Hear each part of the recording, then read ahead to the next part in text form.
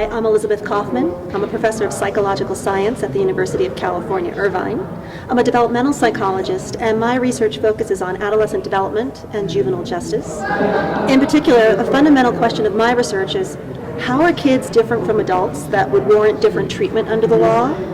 For instance, we know, developmentally, that kids are cognitively mature roughly around the age of 16. They have the same similar abilities in cognitive thought, processing, intellectual functioning as adults. But developmentally, their emotional capabilities, their self-regulation, that continues well up until their 20s. So we have this disconnect between cognitively what kids know and emotionally what they can control. And a lot of this is due to the development of the prefrontal cortex, or the frontal lobe of the brain, that area right behind your forehead. And as the brain continues to develop, with the frontal lobe being the last part to develop, it helps us to better understand why kids' self-regulation is less well developed. Because the part of the brain, of the prefrontal cortex that's most important, that's like the CEO of the company. It runs the business. It's in charge of impulse control, thinking long-term, self-regulation. And that fully doesn't develop until 25 years of age. So it helps us understand why kids are smart, but they still do stupid things, and it's because of that disconnect between the cognition and that emotional control. So handling violent adolescence is a very challenging question. There's the belief, do the crime, do the time, and there's no question. Every parent knows a child needs to be held accountable. And some crimes are truly heinous. But what we have to remember is that kids are moving targets. They continue to change and develop over time.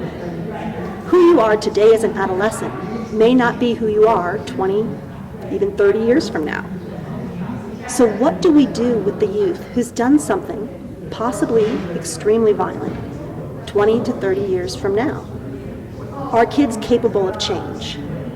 Are they developmentally amenable to treatment? The research suggests to date that they are.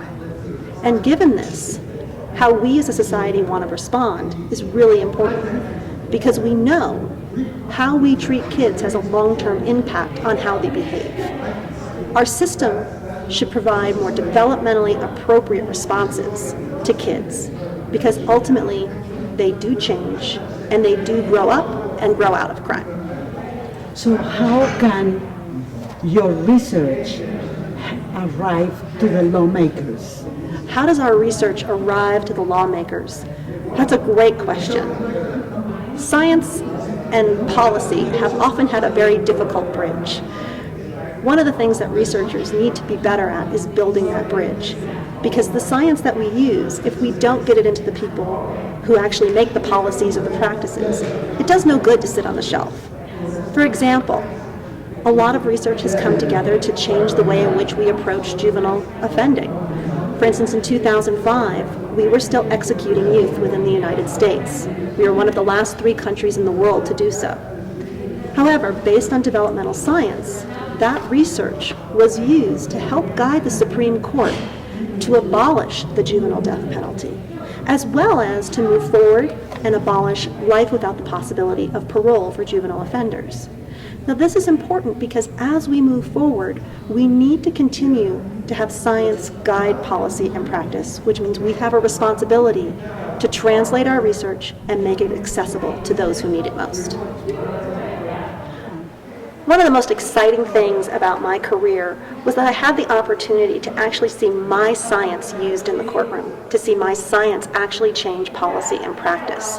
For instance, I got to be part of the American Psychological Association's amicus brief to the Supreme Court, which abolished the juvenile death penalty, as well as to abolish life without the possibility of parole. To see my science actually have an impact of the laws of this country is probably one of the most exciting things to see happen. It's one of the privileges you get as being a researcher. In some of the research that we've done, one of the most interesting findings we had is that kids are much more reward-focused. When you play a game, we all play with strategies.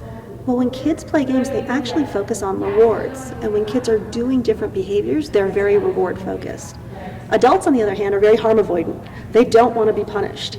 And if you think about changing behavior, if you want to change a youth's behavior, You really should be focusing on rewards and not punishments.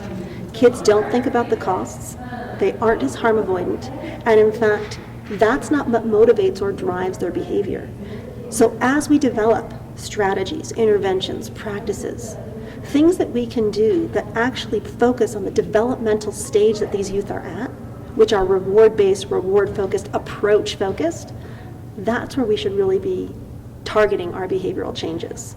Because kids, we don't want to be punished, but that's not what's driving their behavior. One of the hallmark differences between adolescent crime and adult crime is that kids tend to commit crimes in groups and adults tend to commit crime alone. And this is really important because when we actually look at research, when we do something by ourselves, we don't see any developmental differences between kids and adults in their risk. But when we do something with our friends present, the moment the friends are present, we actually see an elevation in risk-taking behavior. And in fact, it's actually been related to the way our brain develops. Kids who are with their friends actually have a social response in the brain, particularly in the orbital frontal area of the brain as well as the ventral striatum, where they're socially rewarded, whether it's for positive or negative outcomes. There is a social reward to being with others. Whereas as we get older, we're less socially influenced. And this is really important when we think about risk-taking behavior among adolescents. Kids with their friends are more apt to do things that their friends are doing, whether positive or negative. And if it's negative, that means, and this is what we see in the justice system, if one kid's doing the crime, 4 of their friends are going to go down with them. People often think of adolescence as a time of storm and stress, that adolescence is a difficult time period. And if you actually believe that, guess what? It'll be more difficult. But adolescence is a time of promise. It's a window of opportunity. Kids are developing and changing, and this is a moment of growth. And to look at it as a negative time span is actually the exact opposite of what we should be doing. It's based on stereotypes and things we know aren't true. How we view adolescence in particular is how adolescence will be. And so if we think about it as a time of opportunity and promise, you'll actually see a better outcome for kids.